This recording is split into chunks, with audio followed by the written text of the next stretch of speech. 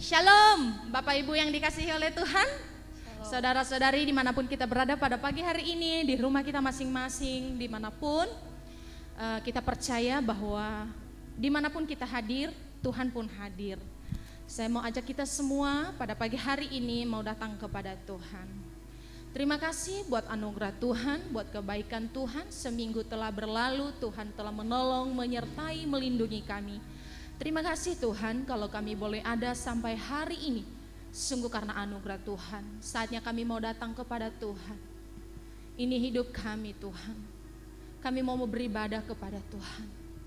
Kami percaya bahwa pengurapan-Mu ada atas kami.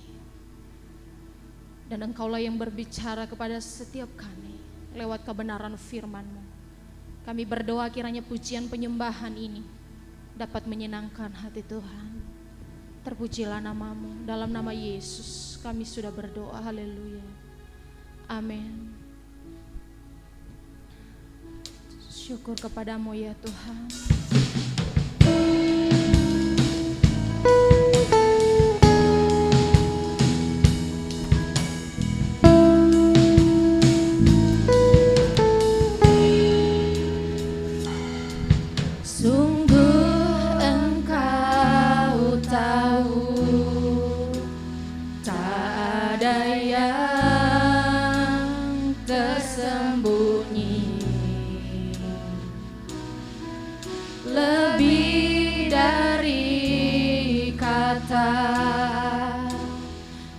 Tampung air mataku, hanya padamu ku berserah.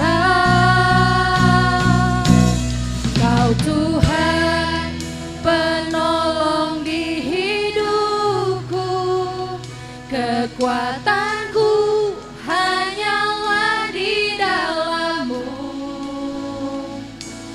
Kau setia memulihkanku.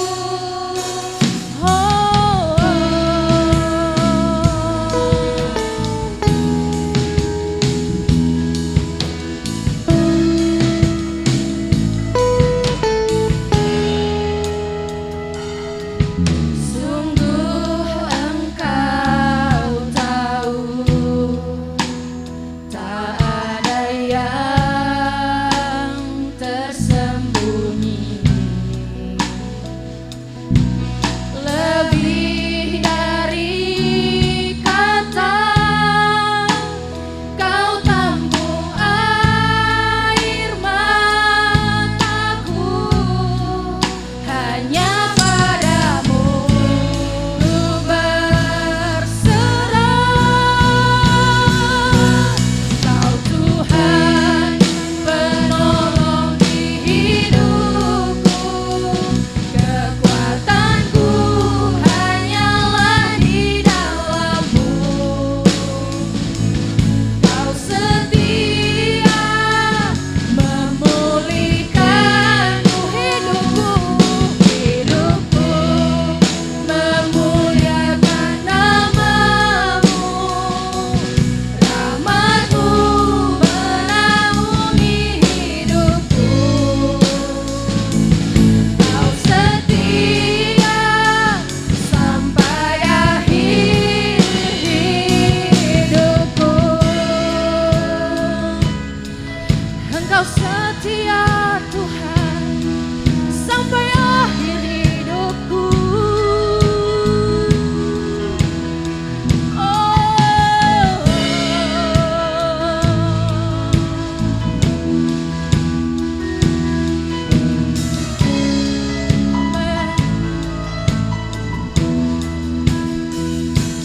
Kau Tuhan penolong di hidupku, kekuatanku hanyalah di dalam-Mu.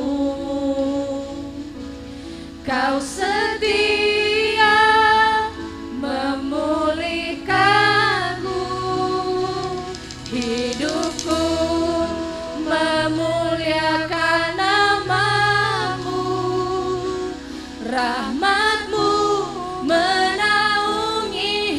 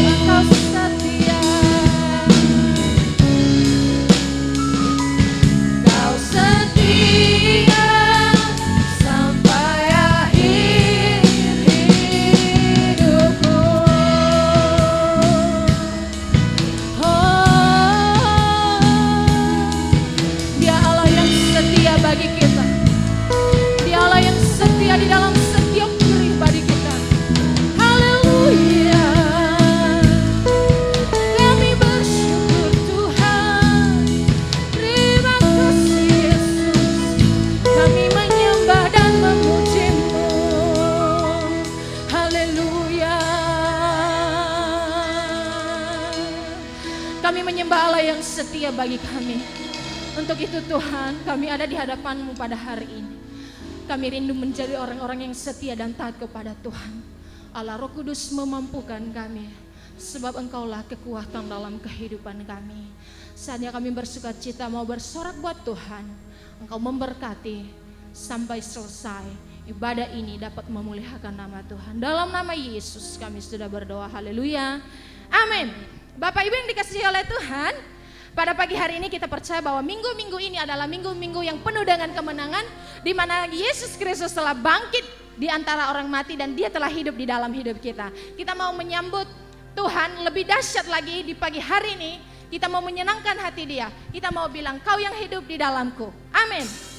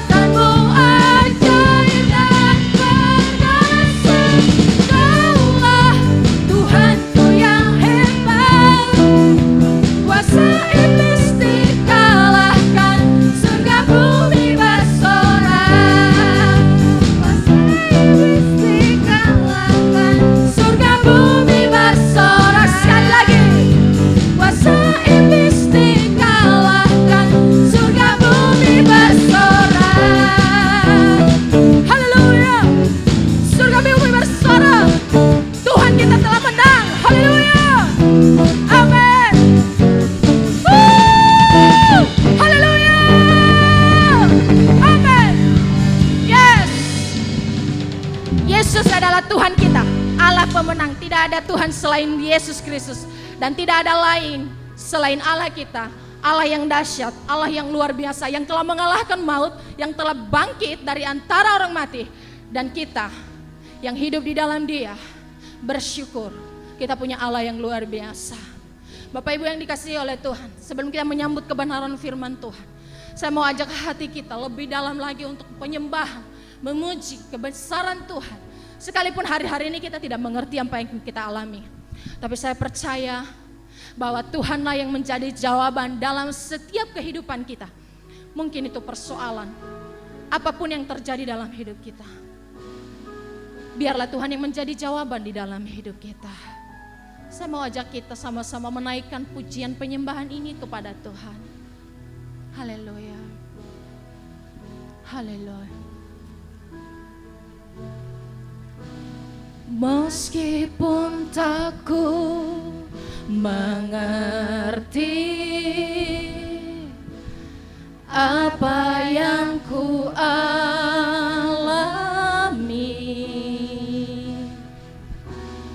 namun ku yakin Tuhan punya rancangan terbaik. Pertolonganku datang darimu, Yesus yang ku percaya.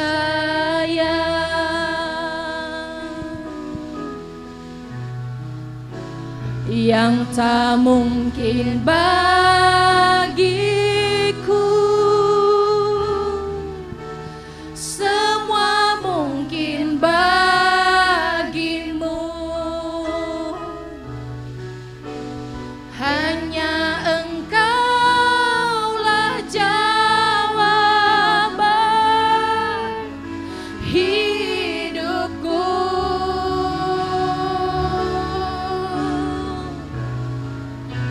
Yang tak pernah ku lihat dan tak pernah ku pikirkan,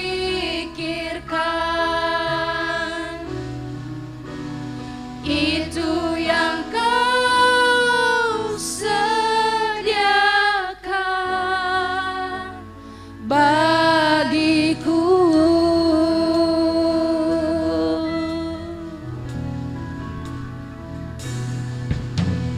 Meskipun tak ku mengerti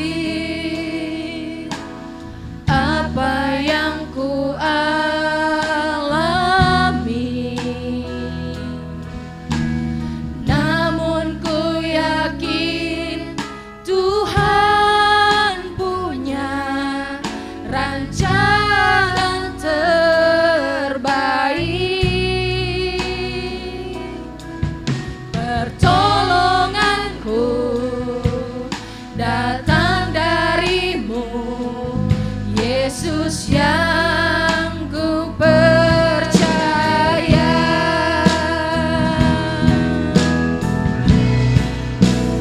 Yang tak mungkin bagiku,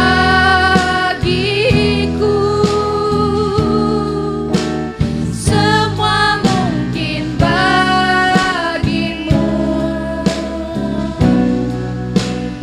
Hanya Engkaulah jawaban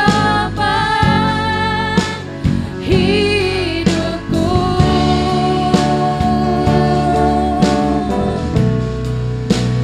Yang tak pernah ku lihat dan tak pernah ku pikirkan, itu yang Kau sediakan bagiku.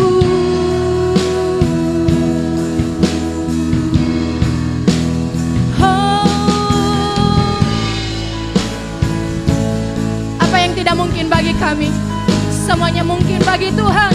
Haleluya. Amin.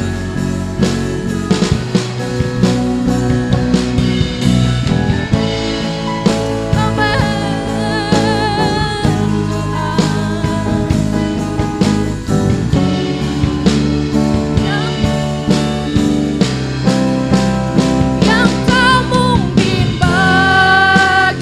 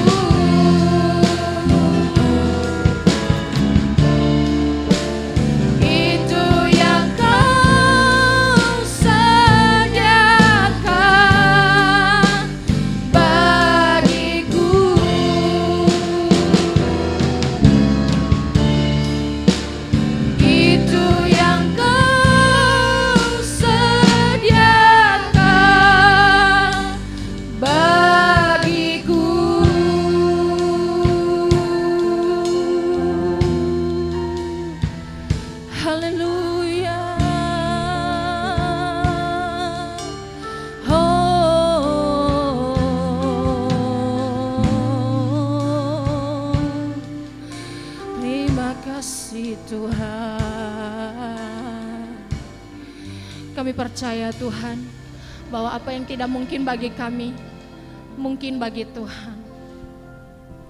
Engkaulah jawaban dalam hidup kami.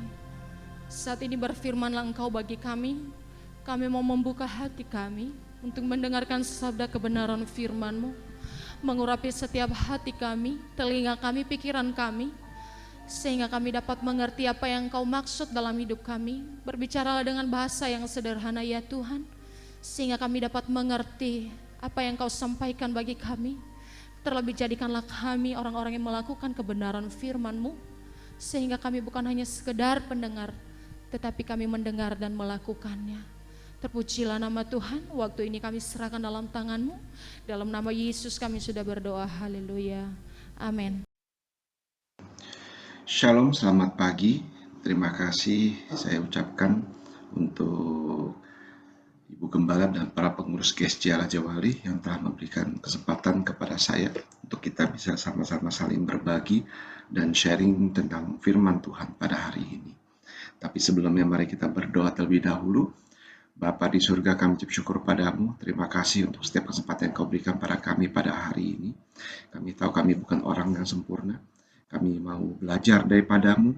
Kami percaya firman-Mu itu memberikan kekuatan kepada kami. Kami percaya firman-Mu itu hidup.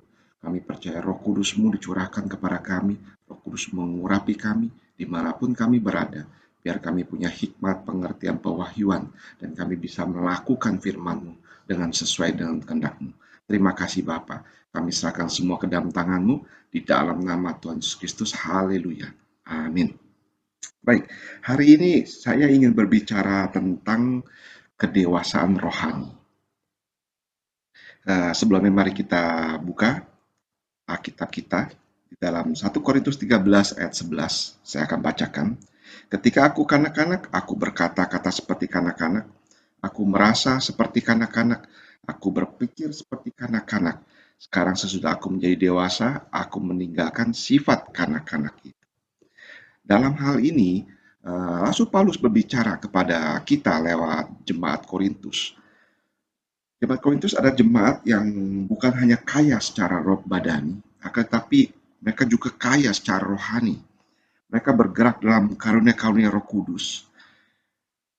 Akan tetapi Rasul Paulus mendapatkan bahwa jemaat Korintus masih seperti anak-anak dan tidaklah dewasa secara rohani. Mengapa? Karena di dalam jemaat Korintus didapati ada beberapa hal, yakni seperti ini. Di dalam jemaat Korintus itu terjadi perpecahan dalam jemaat. Dalam surat Korintus yang pertama dikatakan bahwa ada terjadi perpecahan jemaat. Lalu yang kedua ada golongan. Golongan-golongan ini memicu terjadinya perpecahan dan membuat jemaat-jemaat Korintus ini tidak bergerak, tidak berjalan sesuai dengan yang firman Allah yang ajarkan, firman Allah yang menuntun.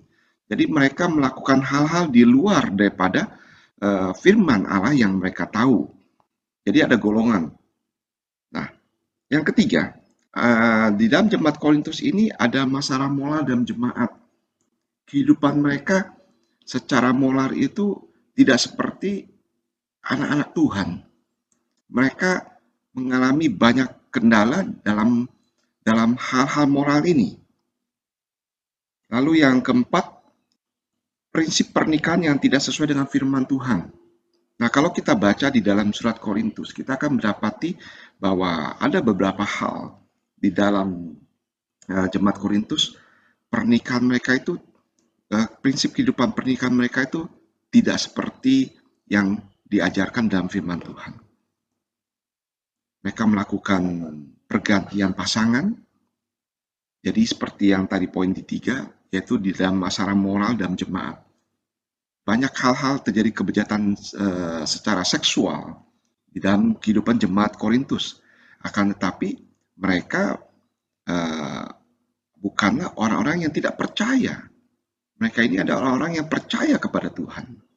Lalu yang kelima adalah pandangan yang salah tentang ibadah dan perjamuan kudus. Dalam surat Korintus kita akan mendapati Rasul Paulus mengajar jemaat Korintus.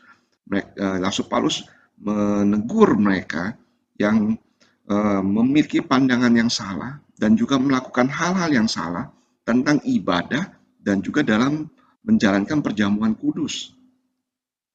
Ternyata parameter atau pengukuran dewasa rohani bukan terdiri dari apakah orang itu sudah lama mengikut Kristus atau menjadi orang Kristen, atau apakah dia sudah lama dibaptis atau sudah sering beribadah.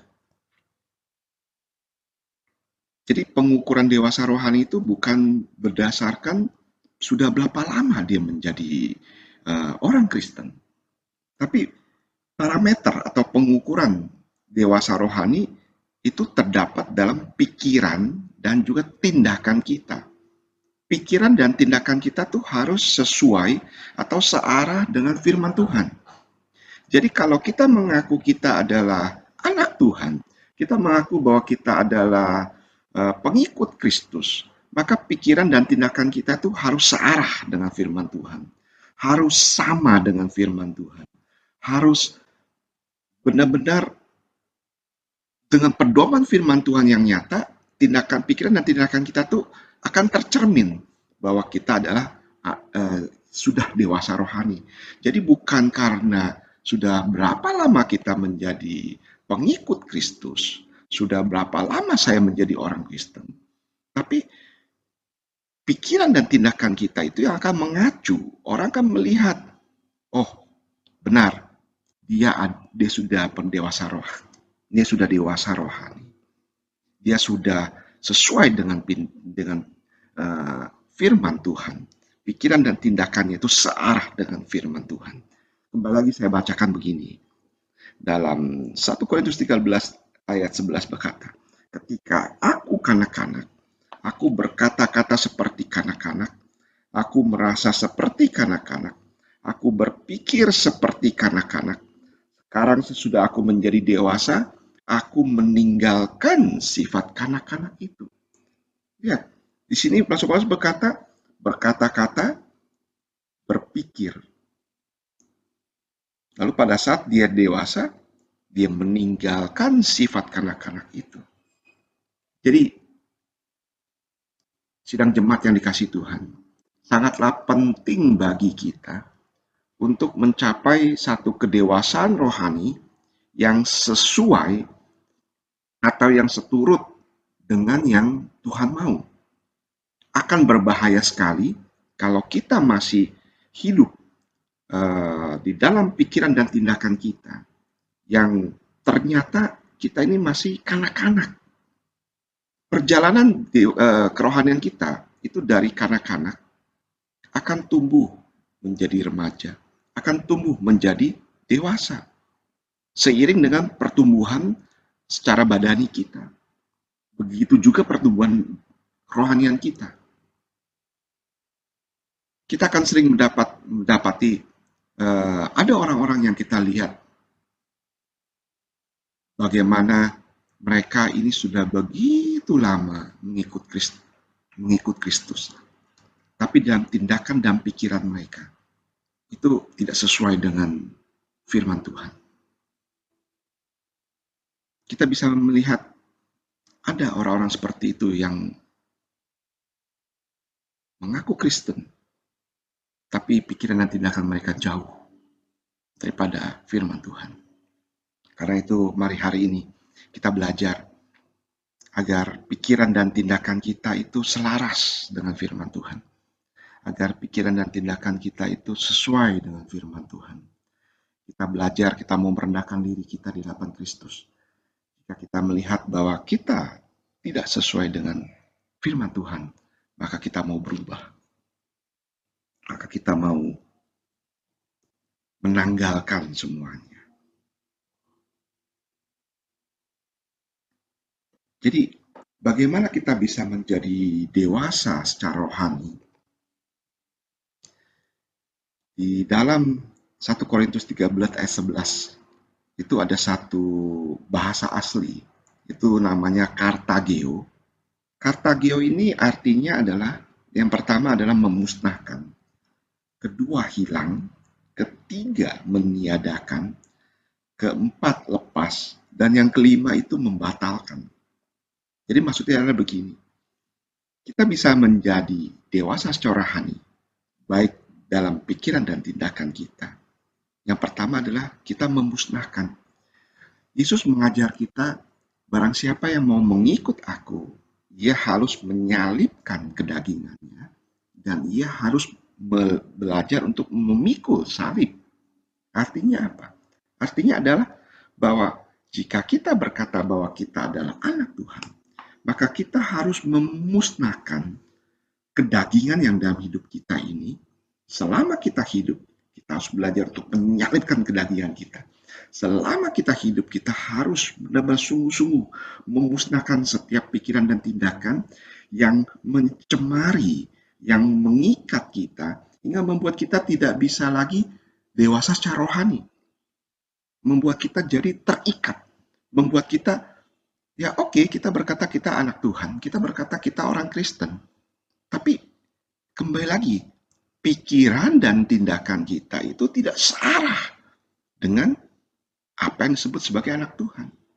Jadi kartagio ini adalah memusnahkan. Kita harus belajar memusnahkan kedagingan kita. Kita harus belajar memusnahkan dan menyalibkan kedagingan kita. Jangan sampai kedagingan kita ini timbul hingga akhirnya kita menjadi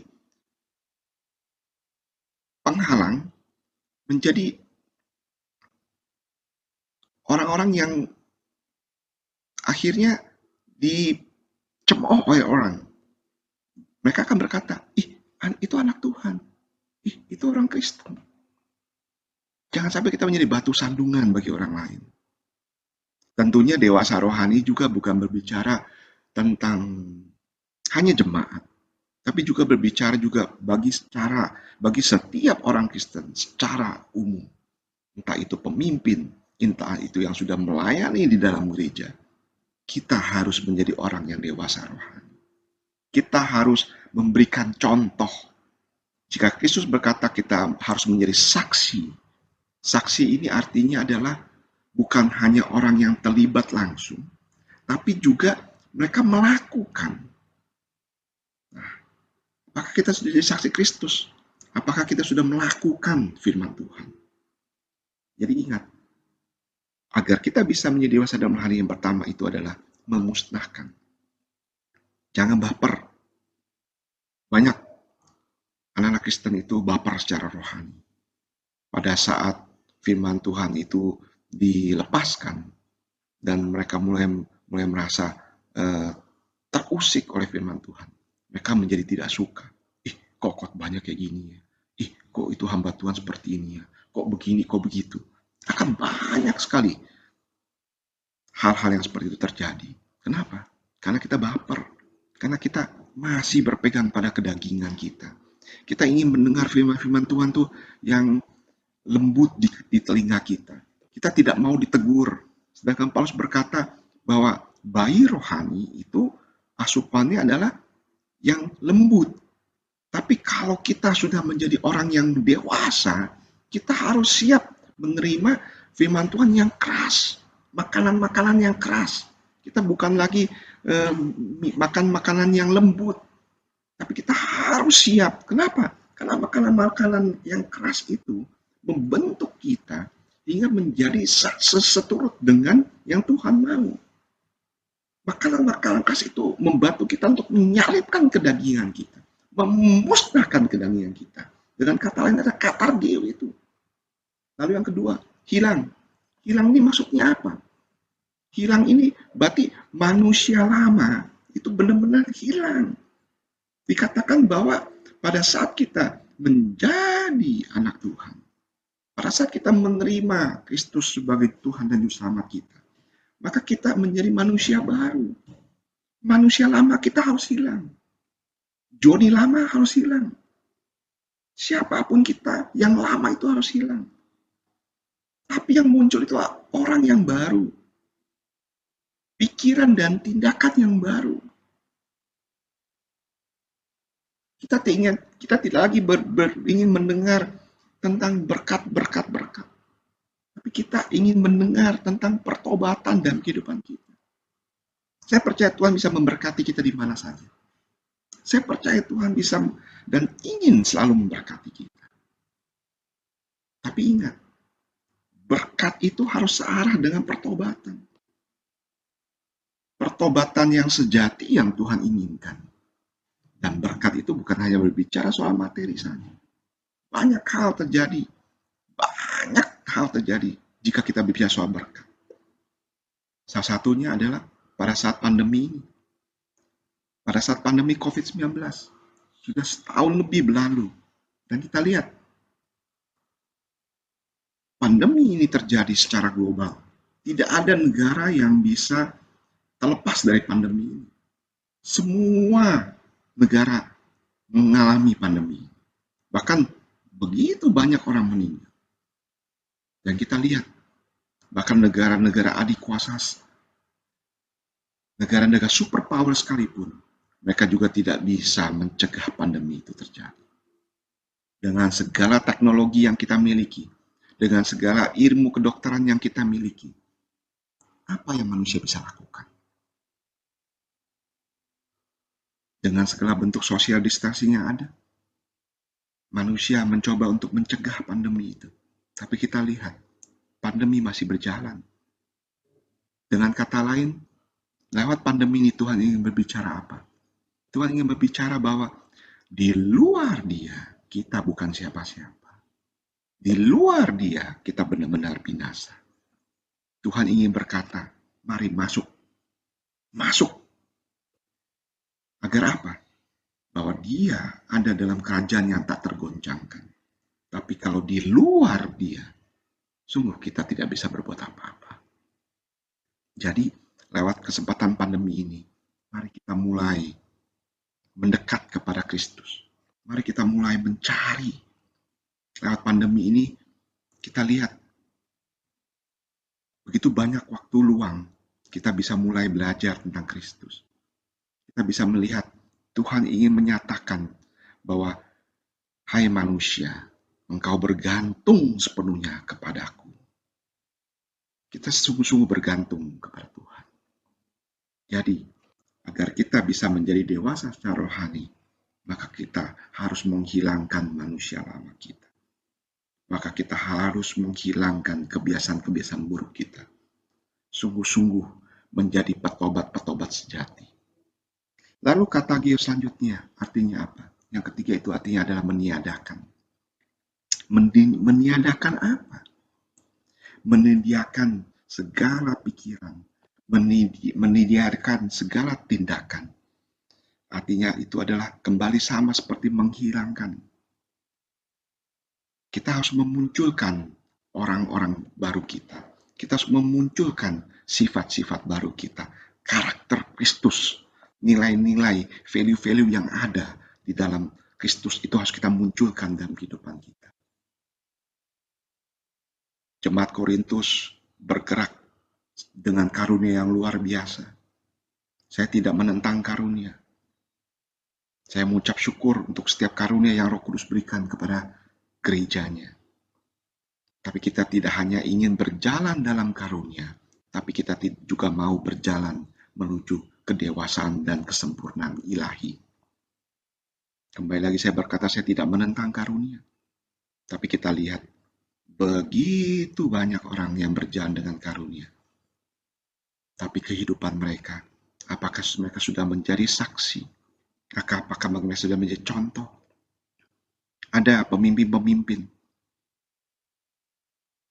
Mereka diberikan karunia yang luar biasa. Melayani dengan dahsyat. Tapi apakah mereka sudah menjadi contoh? Apakah mereka sungguh-sungguh sudah menjadi saksi Kristus? Jangan sampai kita seperti jemaat Korintus. Bergerak secara karunia. Tapi akhirnya Tuhan berkata, aku tidak mengenal engkau. Kenapa? Karena kita tidak dewasa rohani. Tuhan ingin kita dewasa rohani. Yesus mau kita dewasa rohani. Karena dengan kedewasaan rohani itu akan makin terpancar kemuliaan Allah dalam kehidupan kita. Sehingga pekerjaannya itu nyata dalam hidup kita. Yang keempat, kata dia itu artinya lepas. Kita harus melepaskan setiap ikatan jerat dosa. Kita harus melepaskan setiap pikiran-pikiran. Diperbaharui pikiran-pikiran kita. Diperbaharui oleh apa? Diperbaharui dengan firman Tuhan. Jangan kita hanya mendengar khotbah saja, tapi kita tidak melakukan. Jangan juga saya menjadi orang yang hanya bisa berkhotbah, tapi saya juga tidak melakukan. Integritas itu penting. Sekali saya ingin katakan bahwa integritas itu penting. Kita harus memiliki kehidupan berintegritas di dalam Kristus. Karena kalau kita tidak bisa berintegritas, maka semuanya akan sia-sia. Semuanya akan berakhir. Jadi kita harus melepaskan dosa-dosa lama kita. Kita harus sungguh-sungguh menjadi petobat sejati. Setiap hari kita harus bertobat. Hilangkan pikiran-pikiran egois. Hilangkan tindakan-tindakan egois. Tadi saya berkata di awal-awal bahwa jemaat Korintus, prinsip pernikahannya tidak sesuai dengan firman Tuhan. Saya sudah menikah. Kami dikaruniai 3 orang anak. Tapi prinsip pernikahan itu harus kami jaga. Pernikahan itu berarti adalah ikatan, ada komitmen. Nah, bagaimana kita bisa menjaga komitmen kita? Prinsip pernikahan kita harus benar di mata Tuhan. Jika prinsip pernikahan kita tidak benar di mata Tuhan, bagaimana kita bisa menjadi saksi? Anak-anak itu akan melihat apa yang kita lakukan. Dan mereka akan melakukan hal yang sama. Alkitab berkata bahwa barang siapa yang menyesatkan, lebih baik lehernya diikat dengan batu kilang dan dilemparkan ke laut. Dengan kata lain, kalau kita sebagai orang tua tidak bisa mengajarkan anak-anak kita hal-hal yang benar sesuai dengan firman Tuhan, berarti kita sedang menyesatkan mereka. Dan firman Tuhan berkata, bagi penyesat itu ada hukumannya. Jadi hati-hati bagi kita yang sudah menikah, bagi kita yang sudah berkeluarga. Tuhan melihat apakah kita mengajarkan sesuai dengan prinsip kebenaran firman Tuhan, atau kita mulai menyesatkan anak-anak kita. Jadi hati-hati, hati-hati. Jangan sampai prinsip pernikahan kita itu ngawur. Yang kelima, kata Gial itu adalah membatalkan. Kita harus berani membatalkan setiap keputusan-keputusan yang tidak sesuai dengan firman Tuhan dalam kehidupan kita. Kita harus berani berkata tidak, walaupun itu tidak enak kita jalani, tapi itu benar di mata Tuhan. Daripada kita berkata ya, dan itu enak, tapi itu tidak benar di mata Tuhan. Kita harus berani tampil beda. Kita lihat di negara kita begitu banyak berita-berita tentang korupsi. Kita harus berani sebagai anak Tuhan. Kita harus berani berkata tidak kepada dosa. Kita harus berani. Jangan sampai kita seperti orang dunia. Firman Tuhan berkata bahwa kita ini seperti domba yang ditempatkan di kawanan serigala. Jadi hati-hati. Tuhan akan melihat apakah kita domba atau serigala. Pastikan bahwa kita bukan serigala berbulu domba. Pastikan kita sungguh-sungguh adalah anak-anak Tuhan. Membatalkan setiap keputusan yang tidak benar. Berani berkata tidak kepada dosa. Wow, itu bukan perkara yang mudah. Karena dalam setiap kehidupan kita akan ditempatkan pada situasi di mana kita harus melakukan, harus menjalankan, harus mengeluarkan keputusan-keputusan. Itu tidak gampang. Tapi saya percaya Roh Kudus yang tercurah di dalam kehidupan kita itu memampukan kita untuk berjalan sesuai dengan firman Tuhan. Jadi pada hari ini saya ingin mengatakan, kita harus memusnahkan, kita harus hilangkan, kita harus mendidiakan, kita harus melepaskan, dan kita harus membatalkan segala pikiran dan tindakan kanak-kanak kita. Dan kita mulai berpegang pada pikiran dan tindakan yang mengarah pada kedewasaan rohani. Kristus ingin kita dewasa rohani. Perjalanan kerohanian kita harus mencapai kedewasaan. Sia-sia kalau kita sudah begitu lama mengikut Tuhan, tapi kita masih didapati seperti anak-anak rohani. Kita hanya mau meminum susu saja.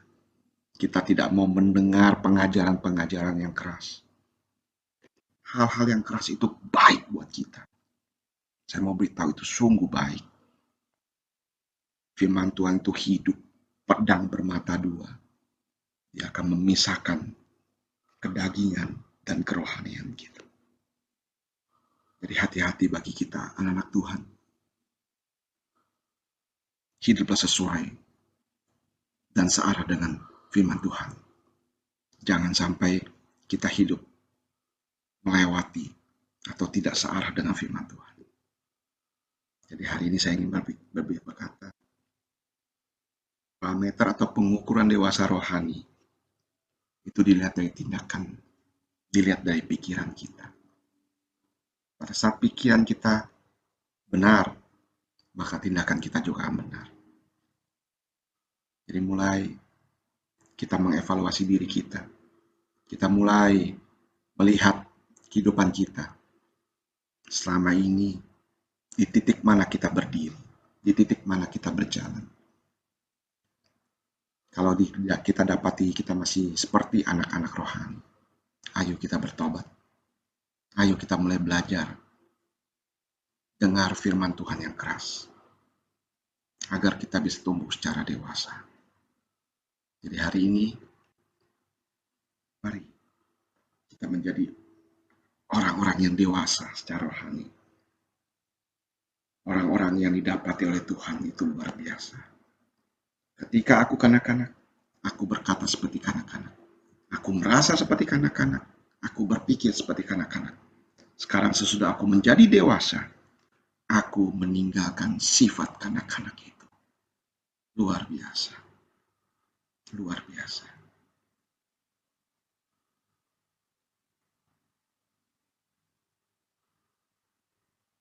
Dalam terjemahan Alkitab masa kini, dikatakan seperti ini.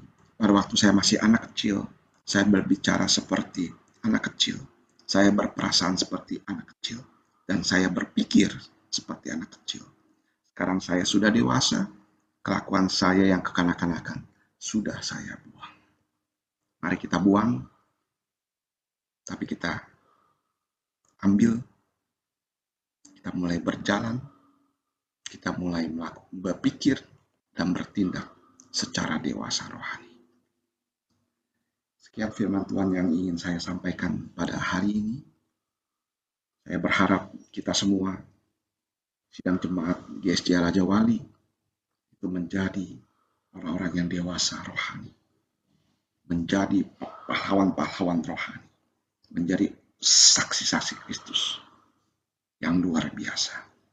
Kita berdoa. Bapa, terima kasih untuk firman-Mu pada hari ini. Ampuni kami jika Engkau mendapati kami masih seperti anak-anak. Ampuni kami jika kami masih berpikir dan bertindak seperti anak-anak. Saat ini Bapa, aku berdoa di dalam nama Yesus Kristus. Tuhan, mampukan kami. Mampukan setiap anak-anak-Mu ini untuk bisa berubah, berpikir dan bertindak dengan kerohanian yang dewasa. Agar kami bisa dimampukan untuk bisa memusnahkan, menghilangkan, meniadakan, melepaskan dan membatalkan setiap hal-hal yang tidak sesuai dengan kehendak-Mu. Kami berjalan searah dengan firman Tuhan. Kami berjalan berdasarkan firman Tuhan. Biar firman Tuhan itu dimeteraikan dalam kehidupan kami. Roh Kudus kembali, tolong bantu kami. Terima kasih Roh Kudus. Kami siap menjadi orang yang dewasa rohani. Dalam nama Yesus Kristus, kami mengucap syukur. Terima kasih Tuhan Yesus. Haleluya. Haleluya. Haleluya. Baik, saya percaya bahwa kita semua diberkati oleh kebenaran firman Tuhan, Bapak Ibu. Terima kasih kepada hambanya, Bapak Pendeta Johnny yang telah menjadi berkat bagi kita pada hari ini. Doa kami kiranya Tuhan selalu memberkati Bapak dan keluarga serta menjadi berkat bagi banyak orang. Amin. Bagi Bapak Ibu, saudara-saudari yang mau memberikan persembahan untuk pekerjaan Tuhan di GSJA Batu Tulis Raja Wali, ada persembahan P1000, persembahan ucapan syukur, persembahan perpuluhan, dan persembahan sulung. Persembahan boleh diantar di gereja. Gereja buka setiap hari pukul 7 pagi sampai jam 10. Jika Bapak Ibu, saudara-saudari tidak sempat datang ke gereja, bisa ditransfer ke rekening BCA atas nama Gereja Sidang Batu Tulis Raja Wali ke nomor BCA 5890134701. Terima kasih kepada semua Jemaat GSJA Batu Tulis Raja Wali yang setia memberikan persembahan untuk pekerjaan Tuhan di gereja kita. Info lainnya, doa bersama setiap hari Senin melalui aplikasi Zoom pukul 7 malam atau 19 WIB. Link Zoom akan di-share di grup WhatsApp Info Gereja. Ibadah komunitas setiap Rabu 1 dan 3 melalui aplikasi Zoom juga. Selain kaum wanita, ada juga KKA yang diadakan minggu kedua dan 4. Bagi Bapak Ibu, saudara-saudari yang belum bergabung, silakan bergabung dengan cara menghubungi Ibu Gembala atau koordinator KKA. Sekian info hari ini, selamat hari Minggu, selamat pagi, Tuhan Yesus memberkati kita semua. Amin. Baik, mari Bapak Ibu kita akan kembali mengangkat satu pujian kepada Tuhan, mengakhiri dari ibadah kita pada pagi hari ini.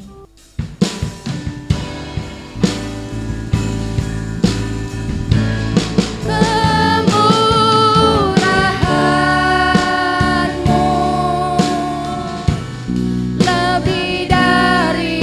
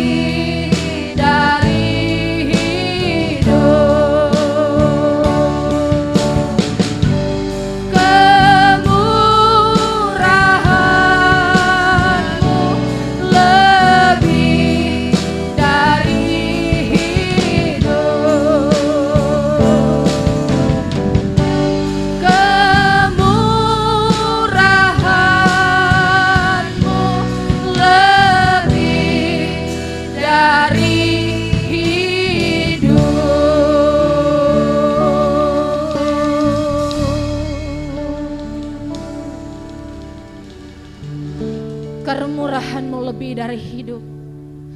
Kemurahan-Mu yang telah kami terima sampai hari ini lebih dari semuanya ya Tuhan. Kami mengucap syukur untuk pertolongan, penjagaan, perlindungan, serta kecukupan yang telah Tuhan berikan bagi setiap kami tanpa terkecuali. Kami bersyukur punya Allah yang luar biasa, yang memelihara kami, yang menolong kami. Kami bersyukur Tuhan, kami bersyukur dan bersyukur betapa Tuhan baik dalam hidup kami. Di akhir ibadah pada pagi hari ini, kami bersyukur dapat memuji menyembah Engkau dan mendengarkan kebenaran firman-Mu. Kami percaya bahwa setiap orang yang melayani Tuhan, Engkau memberkati kami lebih dari apa yang kami pikirkan. Berkat kami dari Tuhan, berkat melimpah atas kehidupan kami. Ada kekuatan, ada kesehatan, ada umur yang panjang yang Tuhan anugerahkan bagi kami. Kelancaran dalam setiap usaha yang kami lakukan. Terima kasih Tuhan buat hamba-Mu yang telah menjadi berkat di tengah-tengah kami. Engkau memberkatinya seperti apa yang Engkau mau dalam hidupnya. Pada pagi hari ini juga Tuhan kami berdoa buat bangsa dan negara kami Indonesia ini. Kiranya Tuhan menolong sehingga bangsa kami jauh dari segala virus sakit penyakit. Sehingga bangsa kami dipulihkan oleh bilur-bilur Yesus, menyembuhkan setiap bangsa ini Tuhan, sehingga kami dapat kembali beribadah, memuji Tuhan seperti sedia kala. Kami juga berdoa buat setiap pemimpin-pemimpin yang telah Tuhan tetapkan di negara kami, mulai dari pusat sampai ke desa-desa terpencil. Pakailah mereka Tuhan menjadi saluran berkat-Mu. Hidup takut akan Tuhan Engkau anugerahkan bagi mereka, sehingga kepemimpinan yang mereka pegang, yang mereka emban saat ini, mereka boleh menjalankannya dengan hidup takut akan Engkau. Kami juga berdoa buat seluruh umat-Mu, GSCA Batu Tulis Raja Wali Tuhan. Saat ini jika mereka dalam keadaan lesu dan lelah, biarlah Tuhan ada di sana memberikan kelegaan bagi mereka. Kalau mereka ada yang terbaring sakit, kami berdoa di dalam nama Yesus, mereka boleh disembuhkan. Oleh bilur-bilur-Mu mereka boleh menjadi sembuh. Jika mereka ada dalam kekurangan, Tuhan kami berdoa Engkau Allah yang membukakan pintu berkat-Mu, memelihara kehidupan mereka semua. Kami juga berdoa buat gereja kami, biarlah gereja kami terus berdiri teguh dan kokoh untuk tetap hadir di hadapan Tuhan, untuk memuji, menyembah Tuhan, tempat kami di mana menyenangkan hati Tuhan. Biar gereja kami dipenuhi dengan jiwa-jiwa hati yang menyenangkan hati Tuhan. Terima kasih Tuhan jika sebentar kami selesai dengan ibadah ini. Kami percaya bahwa Allah Roh Kudus tidak pernah selesai berbicara di dalam hati kami. Engkau berbicara kepada kami dimanapun kami berada. Terima kasih Tuhan. Biarlah kami serahkan hidup kami, aktivitas kami selanjutnya selesai ibadah ini Tuhan. Di dalam nama Tuhan Yesus Kristus kami telah berdoa dan mengucap syukur. Mari Bapak Ibu yang dikasihi oleh Tuhan, kita sama-sama mengangkat tangan kita dan menerima berkat dari Tuhan melalui hamba-Nya. Mari kita akan arahkan pikiran dan hati kita kepada Kristus. Kiranya berkat yang luar biasa itu tercurah bagi kita semua di dalam Allah Bapa, Anak dan Roh Kudus. Kita menjadi orang-orang yang sesuai dengan firman Tuhan. Dan firman Tuhan itu mengarahkan kita dengan luar biasa. Dan selama pandemi ini, Tuhan menjaga kita dan keluarga kita dan orang-orang sekeliling kita. Dimanapun kita berada, Tuhan menjaga dan melindungi kita. Dan berkat perlindungan itu nyata. Berkat kesehatan itu nyata. Semua berkat yang luar biasa tercurah bagi kita. Di dalam nama Tuhan Yesus Kristus. Mari saya percaya menerima berkat dikatakan. Amin. Bapa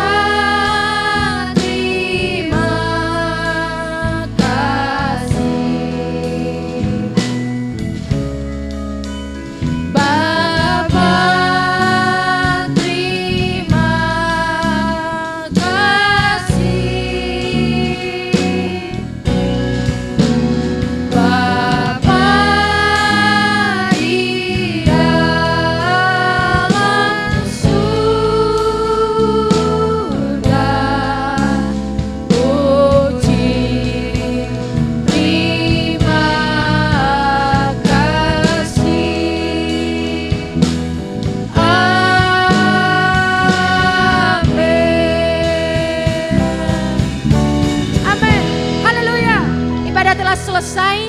Tuhan Yesus memberkati kita semua.